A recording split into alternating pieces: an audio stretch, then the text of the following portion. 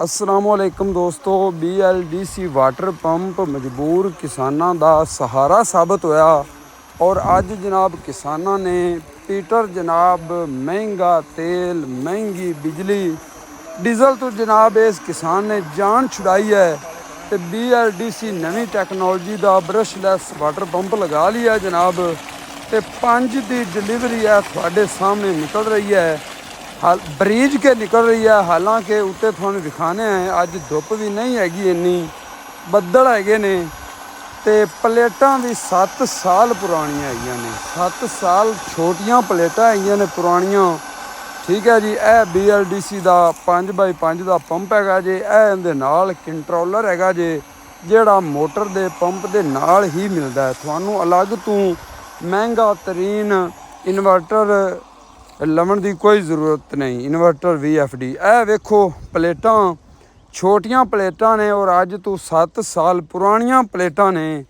और पुरानियां प्लेटां ते जनाब ये इन्नी अच्छी परफॉर्मेंस दे रही है।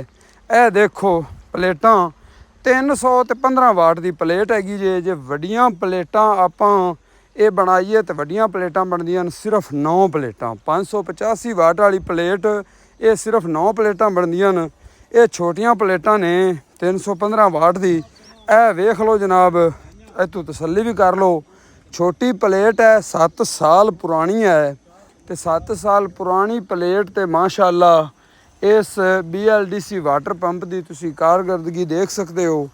तो एक फ्रेम यह वाला है, ये प्लेटां भी तुसी तसल्ली नाल वेख लो।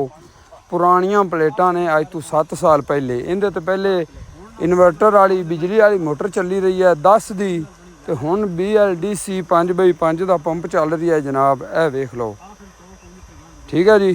315 वाट की जनाब ये प्लेट है, छोटियां प्लेटां ने दोस्तों। बिल्कुल सस्ता जिहा सौदा है जनाब। अजकल तकरीबन 585 वाट की जी वड्डी प्लेट है, वो तकरीबन 17,000 की प्लेट मिल रही है। सिर्फ 9 प्लेटां ते तुसीं अगर थोड़े जमीन का वाटर लैवल दाह तो लैके 30 फुट तक 35 फुट तक है, तो तुसीं भी जनाब BLDC पंप लगवा सकते हो। और तुहानू VFD की जरूरत पौनी, डायरैक्ट प्लेटां ते ये पंप चल जाता है।